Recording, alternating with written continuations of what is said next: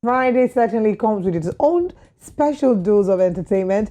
And who else to give you this special delicacy other than Sammdandy? Good morning, Sam. Thank you for joining us this morning.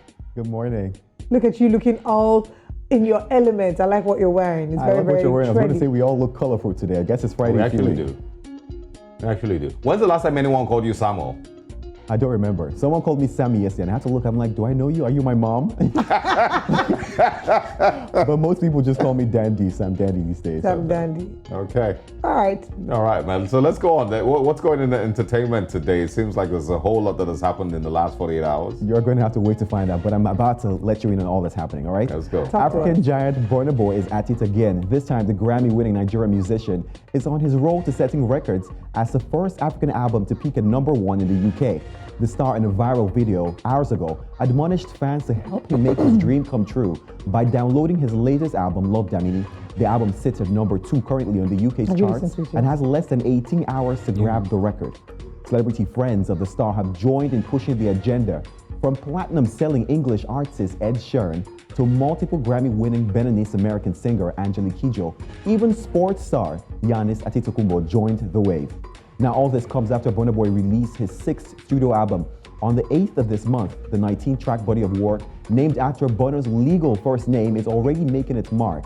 Seated on Billboard's US World Album charts at #15 spot and amassing a record over 15 million streams in only 5 days on Boomplay. Fans are already super excited about the possibility of a first new music video and the remixes to some of his favorite songs.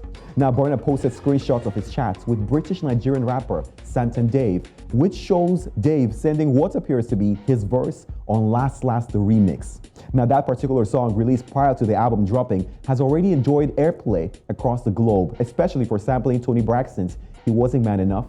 It also becomes Burna's first #1 single on Billboard's US Afrobeats charts, and we're certainly looking forward to a remix. I can't wait for that one. Well, while we wait, here is, of course, Burna's latest official video from Love Damini. With already over 1.8 million streams in only 5 days, here's Vanilla.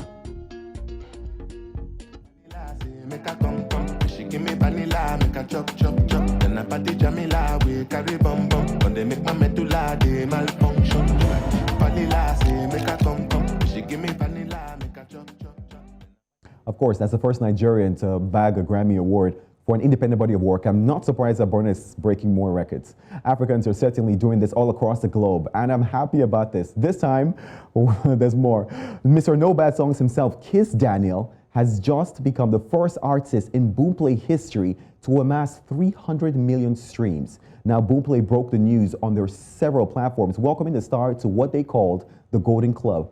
Kizz, who is currently on his Afro Classic US tour, also took to share news with his almost 10 million Instagram followers. Kizz has certainly enjoyed global acceptance these few months, especially since the release of Barnabas, his project, and the 2022 hit song Booga.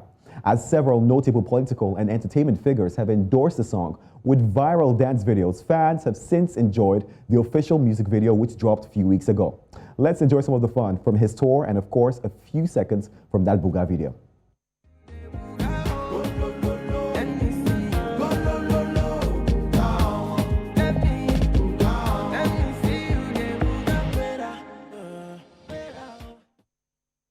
Of course, a big, massive congratulations to Kizz. Even though it's funny, because I know that a few days ago, there were some backlash, people asking for refunds at one of his concerts for coming late. But who knows, the guy's still doing good, fantastic, all right?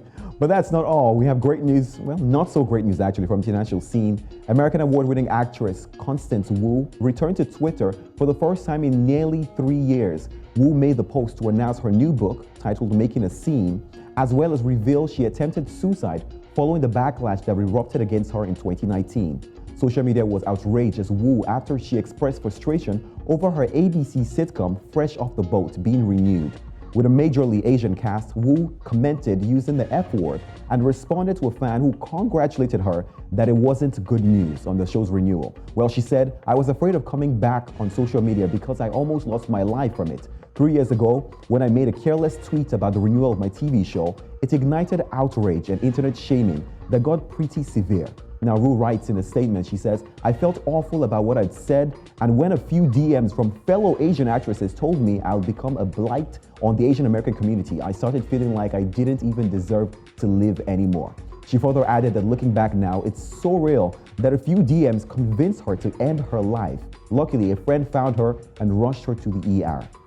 As the lead actor on the series, Wu explained that while several people had assumptions on what she said, it wasn't as intended. The 40-year-old Screen Actor Guild Award recipient went on to clarify that the initial tweets were a product of a rough day and were ill-timed with the news of the show.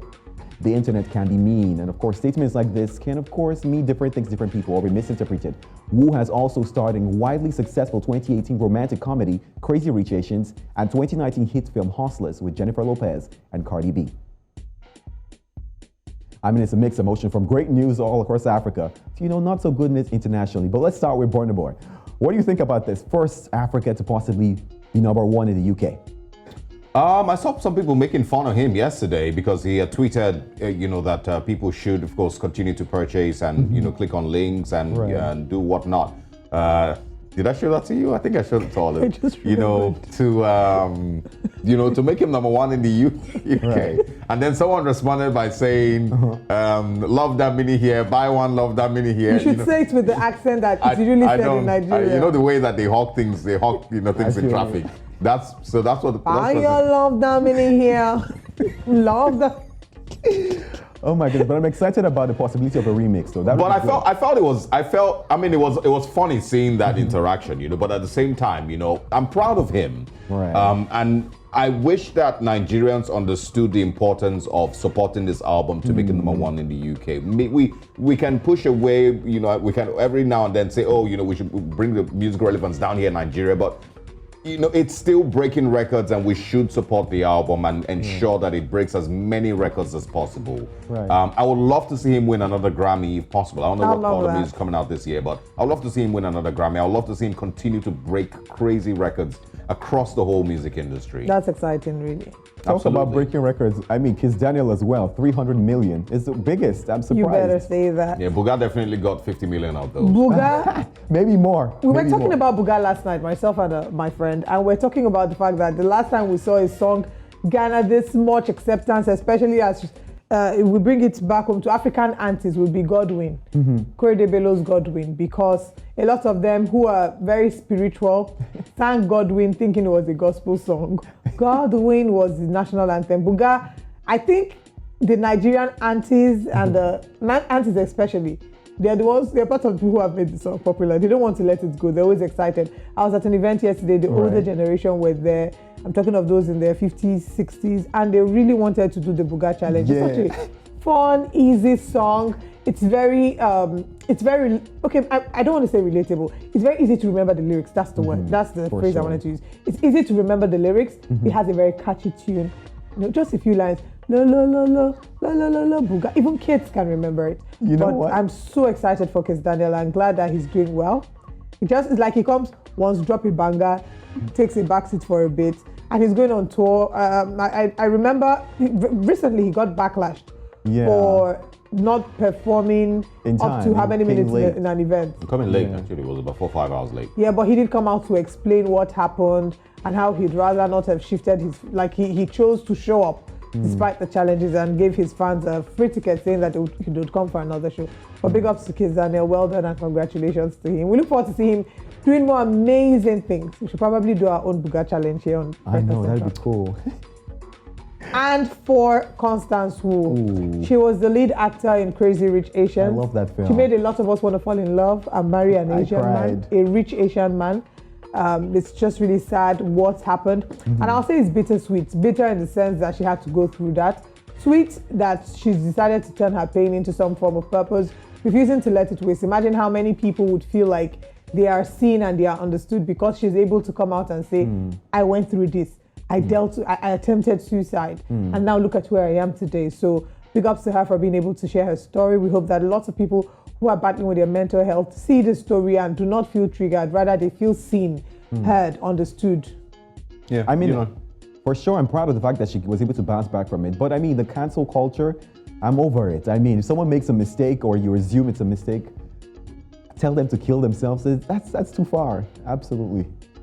Oh, well, we just have to deal with, the herd mentality that we've, brought upon ourselves on social media. Not just in Nigeria and across the world. Right. It seems like there's some demon, that just is moving across the social media space.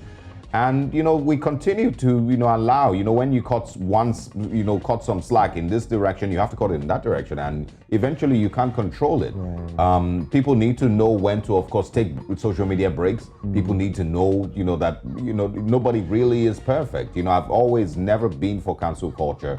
I always know that whatever it is that a person did 10 years ago, 20 years ago cannot be who they are today. You should always give people, space to grow, except terrorists. We don't give people space to grow because they'll go and dig out your 2014. Yeah, I mean, that's the cancel culture I'm talking about, except you're talking about terrorism. That one. The internet never forgets. We know that. But anyway, and also a reminder that people's lives aren't perfect. They look good, they look great on Instagram, but they're really not perfect. Everyone is dealing with their own demons, inside. I'm not dealing with demons. I'm an angel. I am the demon some people are dealing with. Oh. Thank you so much, Sam, for joining us this morning on the show. We hope you have a great weekend. You too.